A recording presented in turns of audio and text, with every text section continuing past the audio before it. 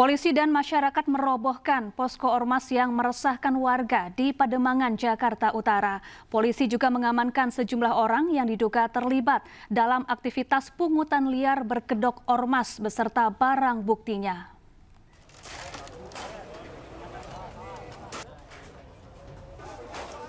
Polres Metro Jakarta Utara bersama pihak pusat pengelola Komplek Kemayoran menggerebek pos yang dibangun salah satu ormas di dekat Wisma Atlet Pademangan, Jakarta Utara. Polisi menggeledah, menemukan sejumlah barang bukti, sepeda motor, atribut ormas, hingga buku catatan transaksi yang mengarah dugaan adanya pungutan liar dengan modus penarikan uang parkir bulanan kepada penghuni apartemen. Petugas selanjutnya berkoordinasi dengan pemerintah kota Jakarta Utara untuk membongkar pos FBR yang berdiri di atas lahan pemerintah pusat. Petugas Satpol PP dibantu petugas PPSU langsung menghancurkan bangunan menggunakan palu untuk menghantam tembok posko hingga roboh.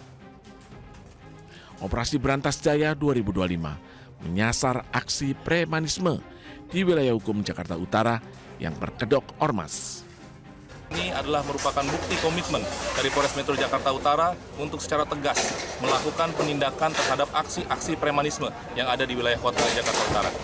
Pelaksanaan kegiatan kali ini kami laksanakan di depan Rusunami Kemayoran, yaitu tepatnya di Jalan Raja Wali Utara, Blok C3, Kelurahan Pademangan Timur, Kecamatan Pademangan, Kota Jakarta Utara. Saat ini kami telah mengamankan tiga orang yang kami duga melakukan kegiatan-kegiatan aksi premanisme. Kemudian akan kami tindak lanjuti dengan melakukan proses penyelidikan dan penyidikan lebih lanjut. Sebagai langkah preventif, PPK Kemayoran bersama Polres Metro Jakarta Utara akan rutin melakukan pemantauan agar kejadian serupa tidak terulang. Polisi akan menindak tegas oknum ormas yang meresahkan masyarakat dan menghambat investasi di Jakarta Utara. Dari Jakarta, Rizky Falufi, iNews melaporkan. Pemirsa, kader Partai Solidaritas Indonesia Dian Sandi Utama memenuhi panggilan Polda Metro Jaya dalam kasus ijazah palsu Presiden ke-7 RI Joko Widodo. Dian dipanggil sebagai saksi untuk memberikan klarifikasi atas unggahan foto ijazah Jokowi di akun media sosial miliknya. Kader PSI Dian Sandi Utama tiba di Polda Metro Jaya Senin pagi sekitar pukul 9:30 waktu Indonesia Barat. Dian mendatangi Mapolda Metro Jaya untuk memberikan klarifikasi atas unggahan foto ijazah Presiden ke-7 RI Joko Widodo di akun media sosial miliknya 1 April lalu. Atas unggahannya, Dian dilaporkan oleh salah satu dosen dari Universitas Sumatera Utara ke Barreskrim Polri. Sesuai dengan surat yang saya terima itu undangan klarifikasi ya terkait dengan pelaporan Pak Jokowi. Jadi nanti saya belum bisa sampaikan apa-apa. Saya sebagai warga negara yang baik, yang taat hukum, saya sedang dibutuhkan saat ini keterangannya. Ya saya akan hadiri. Makanya saya hari ini hadir di sini. Cuman kalau kita lihat dari laporan yang kemarin itu kan kalau kita bicara tentang locus delicti, tempus delicti, itu kan posisi itu kan waktunya tanggal 26, sesuai dengan yang teman-teman media juga ketahui. Sementara yang berhubungan dengan saya langsung itu kan tanggal 1 April, sesuai dengan postingan yang ramai itu. Tapi nggak apa-apa, mungkin ini ada pengembangan dari pihak kepolisian. Ya, untuk informasi terkini kita sudah bergabung dengan rekan Esra Ambarita di Mapolda Metro Jaya. Selamat siang Esra, bagaimana jalannya pemeriksaan terhadap kader PSI Dian Sandi Utama? Ya, selamat siang Syafa dan juga pemirsa. Hingga saat ini pemeriksaan masih terus berjalan dan kami masih menanti terkait keterangan dari Dian Sandi Utama hasil pemeriksaan pada hari ini. Karena tadi Dian Sandi Utama yang merupakan pihak terlapor yang sekaligus merupakan kader PSI ini tiba tadi di Polda ini sekitar pukul 9.55 atau mendekati pukul 10 pagi. Dalam keterangannya ia merincikan bahwa undangan ini adalah undangan klarifikasi atas postingan dirinya yakni dengan klaim ijazah asli milik milik Presiden ke-7 Republik Indonesia yakni Joko Widodo. Dan ia juga menyebutkan bahwa motivasi dirinya mengunggah tersebut adalah karena di ranah media sosial dan ruang publik yang terbilang ribut, sehingga ia juga mengunggah foto itu, maksud kami, atau dokumen itu untuk mengklarifikasi terkait tudingan dari masyarakat ataupun publik, dan ini murni atas inisiatif dirinya sendiri. Dan menariknya, ia juga menyebut bahwa tidak ada arahan khusus dari politik atau dalam hal ini adalah dari PSI. Kemudian juga ia menyebut bahwa ini sekali lagi murni atas inisiatifnya dan ia akan mengikuti proses hukum yang berlaku. Dan ia juga menegaskan ia akan melawan pihak-pihak tertentu, dalam hal ini adalah pihak yang terlapor yang sudah dilaporkan oleh Presiden Republik Indonesia ke-7 Republik Indonesia yakni Joko Widodo. Dalam hal ini spesifiknya ia menyebut Rosuryo hingga Dr. Tifa.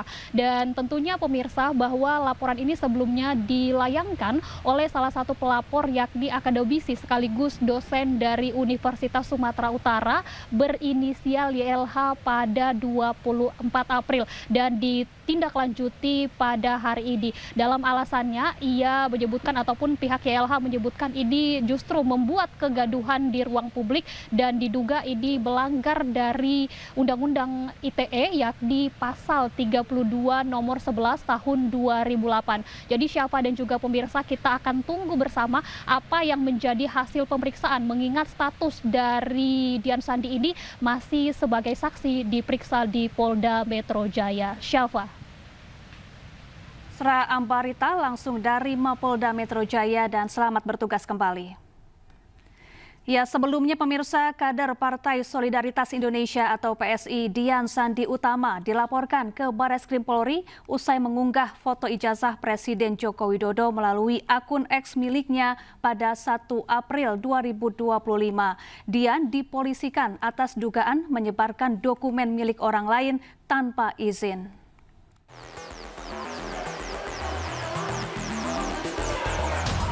Dian Sandi Utama, kader PSI, dilaporkan oleh Profesor Yusuf Leonard Henuk, seorang dosen Universitas Sumatera Utara. Dian Sandi Utama dilaporkan dengan dugaan pelanggaran tentang informasi dan transaksi elektronik ITE karena mengunggah foto ijazah Presiden Joko Widodo melalui akun X miliknya pada 1 April 2025. Saat ditemui di Semarang, Dian Sandi Utama mengaku belum mengetahui kebenaran laporan tersebut. Namun sebelum mengunggah foto ijazah Jokowi, ia telah melakukan riset dan didasari niat baik untuk meluruskan asumsi liar di publik terkait isu ijazah Jokowi.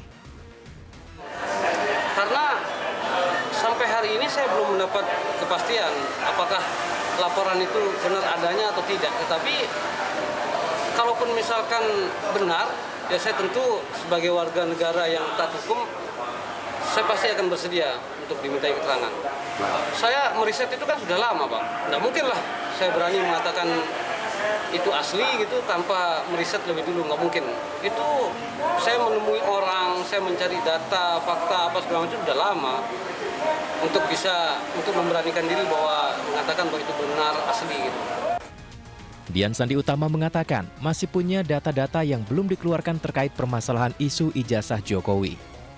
Dari Semarang, Doni Marendra, iNews melaporkan. Sementara itu, pensiunan dosen Fakultas Kehutanan UGM Kasmujo yang sebelumnya diduga kuat merupakan pembimbing skripsi Jokowi justru membantah hal tersebut. Kasmujo menegaskan ia bukan pembimbing skripsi dan tidak pernah melihat langsung ijazah Joko Widodo.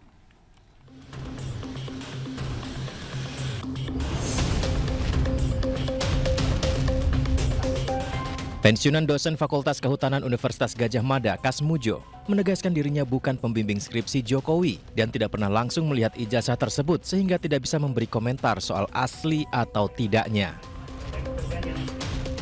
Mengenai ijazah, saya sama sekali tidak bisa cerita karena saya tidak membimbing, tidak mengetahui, tidak ada prosesnya. Pembimbingnya itu Profesor Sumitro. Pembantunya ada sendiri, yang uji ada sendiri. Jadi kalau mengenai ijazah sampai palsu itu saya tidak bisa sama sekali cerita. Saya sama sekali belum pernah melihat ijazahnya itu seperti apa. Saya mau cerita apa kalau belum pernah sama. Tapi kalau Sebelumnya Kasmujo menyatakan tidak siap menyikapi gugatan yang malah dituduhkan kepadanya terkait ijazah Presiden ke-7 RI Joko Widodo. Kemudian dalam menghadapi gugatan seperti apa yang? Ya siap. Saya menghadapi macam-macam tuh saya belum pernah sih tadi. Orang itu harus sejujur mungkin, sesungguh mungkin, seadil-adilnya, sedisiplin mungkin. Jadi kalau ditanya seperti itu, jawabannya saya waduh, nggak punya jawaban. Namun gugatan ini sudah terlanjur terregister di PN Sleman 5 Mei 2025. Sidang perdana gugatan digelar di Pengadilan Negeri Sleman 22 Mei 2025 mendatang.